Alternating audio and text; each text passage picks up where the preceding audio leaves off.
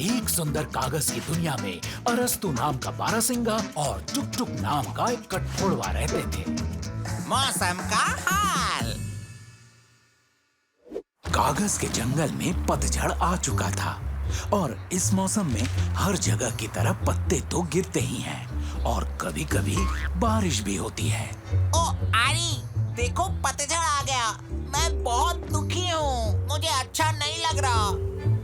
मुझे भी मेरे दोस्त, पतझड़ हमेशा गर्मियों के बाद ही आता है और हम इसे बदल नहीं सकते।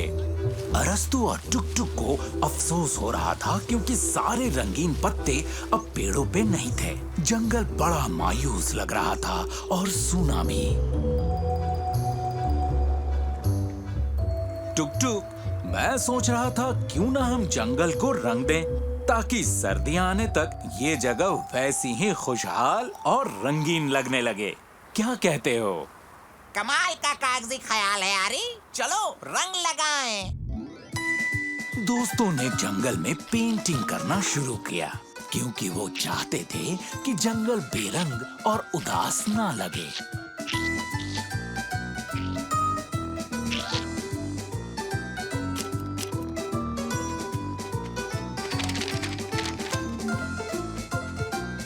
आरी, मुझे लगता है हमने पतझड़ को मात दे दी।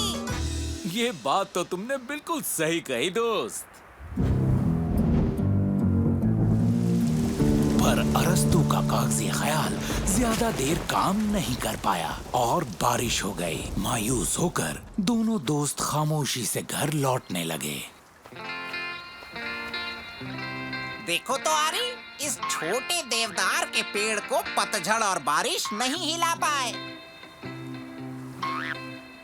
सही कहा तुमने टुक टुक, ये देवदार का पेड़ है। ये सदाबहार पेड़ कहलाता है, समझे कुछ? टुक टुक, ये ख्याल हमें पहले क्यों नहीं आया? हमें जंगल में कुछ ऐसे ही देवदार के और पेड़ लगाने चाहिए। हुर्रे! कितनी सारी कागजी हरियाली होगी पूरे साल, है ना?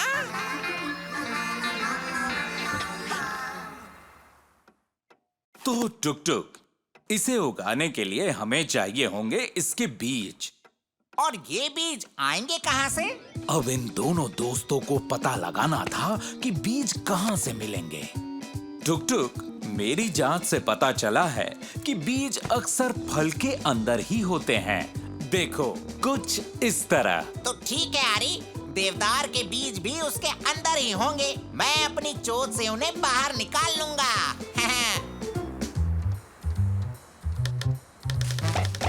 ओह टुक टुक, देखो इस पे चिलगोजे लग गए। आरी, तुम सही कह रहे हो, यही है वो फल, देवदार के चिलगोजे। बिल्कुल सही मेरे दोस्त, आखिर हमें कामयाबी मिल ही गई। देखो, यही है वो फल जो हमें चाहिए था। इसके अंदर ही देवदार का बीज भी छुपा हुआ था। वाह वाह, ये कितना आसान था, है ना? हुर्रे! कागजी दोस्त। दोस्तों, हमें चाहिए रंगीन कागज, कैंची, गोंद और एक लकड़ी।